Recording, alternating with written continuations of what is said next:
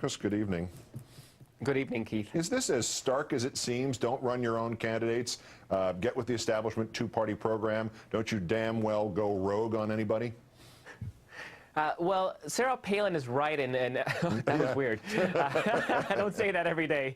But in this case, Sarah Palin is right that in this country, if you want to have electoral success, you need to work within the two-party system. I mean, I think in a moment of honesty, any Green Party or Libertarian Party member will tell you that being a perennial loser and sometimes spoiler isn't exactly as satisfying as actually winning an election every once in a while. But isn't the premise of the Tea Party a sort of suspension of disbelief and the idea that they are going to change the world and reinstate America 1941 or 1940, the last good year, you know, all those nice things for what they see as their nostalgic view of a place that never actually existed? I mean, isn't the premise, don't ever tell them they have to play by the rules or they're just going to throw you under the bus?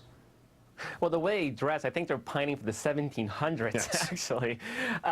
Yeah, I mean, these guys they have a notion, I think, of American politics and of ideology that is really out of step with not just the broader American mainstream, but with the Republican Party itself. And the Republicans have a balancing act to try to harness and use some of that energy and anger without actually giving them anything. And because they are very effective at it as an extension of that Fox News right-wing noise machine, spread lies to the American people. I mean, they're very good at that. I don't think they're as good as they think they are on the electoral battlefront, though.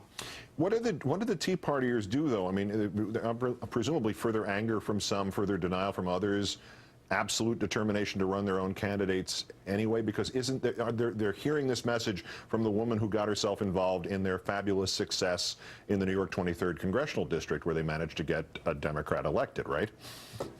Yeah, I mean, yeah, no, they were able to play the spoiler role, and I think they can play that very, very well.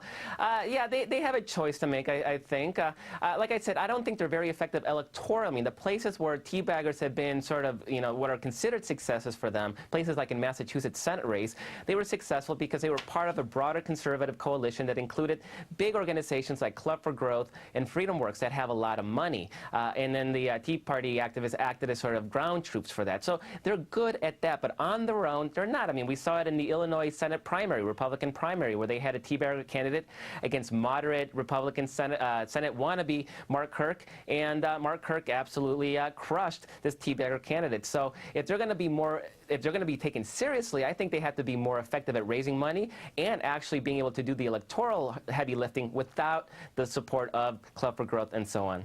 Is there something, though, in the Palin message that starts some sort of reckoning within this group when they realize perhaps that all the Republicans actually want from them is their anger and then their vote and, you know, shut up the rest of the time? Well, you know, remember that Sarah Palin didn't go to the teabagger convention because she believed in her cause. She went because they paid her over $100,000. So, and if you look at their roster, they didn't have any real high-level people. So they're going to have to actually take matters into their own hand and show that they're independent. I don't think they can do that, but let's see if they can. And one thing to credit her for this, she did this without any notes written on her hand. Markos Mouitsas of Daily Kos, great thanks as always, my friend.